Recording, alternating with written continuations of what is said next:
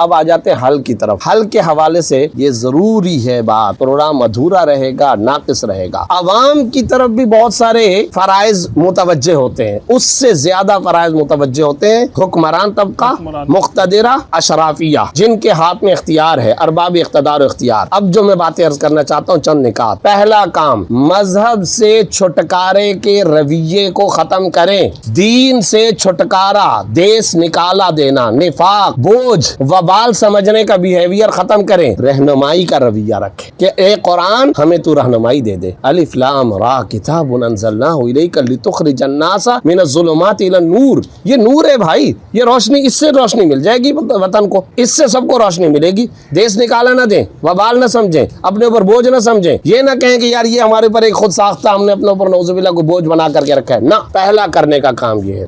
دوسرا کرنے کا کام، سودی نظام کو طوالت دینے کے رویے کے بجائے چھٹکارے کا رویہ رکھیں۔ مولانا زبیر عثمانی صاحب تشریف فرمائیں، ان کے خانوادے کی سودی نظام کے خلاف پاکستان میں سب سے زیادہ ان کی محنت ہے، ان کی سب سے زیادہ خدمات ہیں، سب سے زیادہ خدمات انہی کی ہیں قانونی طور پر، اور باقاعدہ ایک اسلامک بلاک وجود میں آ چکا ہے اسلامی بینکاری کا۔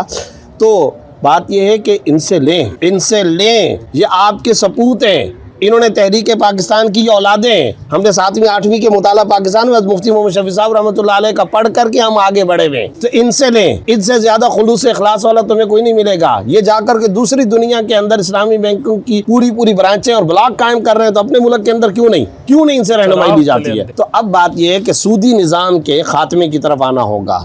پہلی بات، مذہب سے جو دوری کا رویہ، اس کو ختم، سودی نظام کی طوالت نہیں بلکہ چھٹکارا۔ تیسرے نمبر پر پروٹوکول کلچر کا خاتمہ۔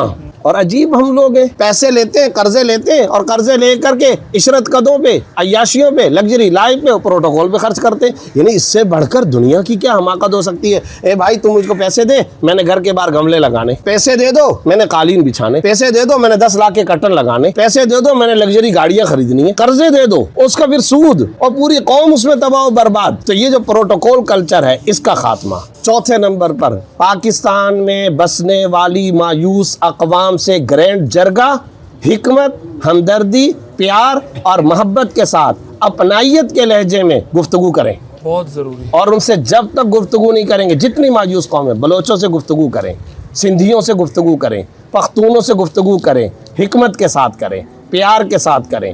اور آخری بات یہ ہے، تمام سیاسی جماعتوں سمیت تمام اسٹیک ہولڈرز وہ باقاعدہ طور پر آپس کے اندر پاکستان کو اپنا گھر سمجھ کر خلوص و اخلاص کے ساتھ گرینڈ جرگے کی شکل میں مسائل کے حل کے لیے سر جوڑ کر بیٹھیں، بات چیت کریں، اور اس بات چیت میں 1 پوائنٹ ایجنڈا، پاکستانیت، پاکستان کو سنبھالا، پاکستان کی معیشت، پاکستان کا سیاسی استحکام، پاکستان کا جغرافیہ استحکام، اس کی نظریاتی سرحدوں کی حفاظت، تمام کے تمام، اسی کو کہا جاتا ہے اہل حق کی مشاورت، وشاورہم فی الامر۔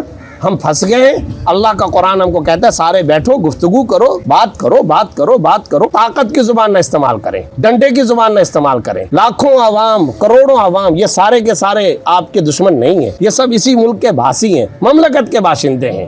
اور پھر میں ایک بات کہنا چاہتا ہوں، سورہ قریش، میں نے ایک سیاستدان سے بات کی، وہ حیران رہ گیا۔ نظر سورہ قریش اٹھاؤ، اللہ رب العزت پتہ ہے کیا کہہ رہے ہیں؟ فَلْيَعْبُدُوا رَبَّ هَذَا الْبَيْتِ الَّذِي أَطْعَمَهُم مِّن جُوعٍ وَآمَنَهُم مِّن خَوْفٍ۔ اللہ تعالیٰ کہہ رہے ہیں ان لوگوں کو چاہیے کہ وہ اس کعبے کے رب کی عبادت کریں۔ کیوں عبادت کریں؟ الَّذِي أَطْعَمَهُم مِّن جُوعٍ وَآمَنَهُم مِّن خَوْفٍ، جس رب نے ان کو روٹی دی ہے، غذا دی ہے، خوراک دی ہے، اور خوف کی جگہ پر پیس اور امن دیا ہے۔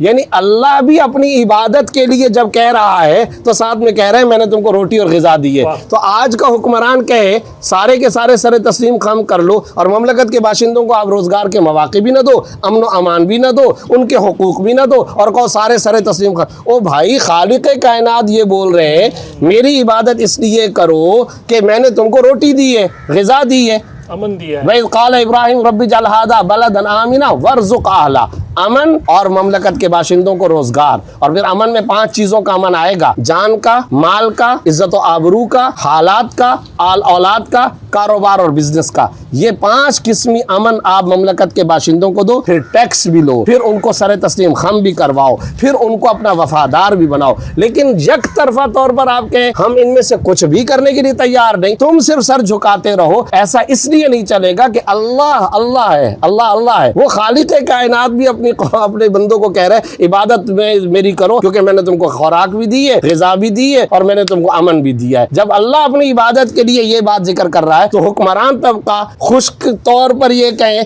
कि हम कुछ नहीं देंगे, तुम हमारे लिए सर तस्लीम खम हो जाओ, ये बात चलने वाली नहीं है। इन निकात पर आना होगा, ये है इन मसाइल का हल।